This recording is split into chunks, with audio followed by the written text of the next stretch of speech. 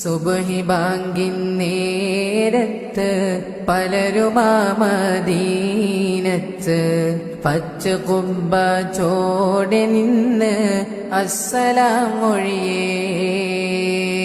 പാവിനാൻ വിദൂരയാണ്, മോഹമാതിരു റൗളയാണ്, കരുണമന്ദിരമാ Medina കാണുവാൻ കൊതിയേ. കനവിലങ്ങ് വിരുന്നു വന്നാൽ കൽബു ഞാൻ പകുത്ത് നൽകാം, കാത്തിരുന്ന നിരാശയാൽ ഞാൻ പാടിയ നബിയേ.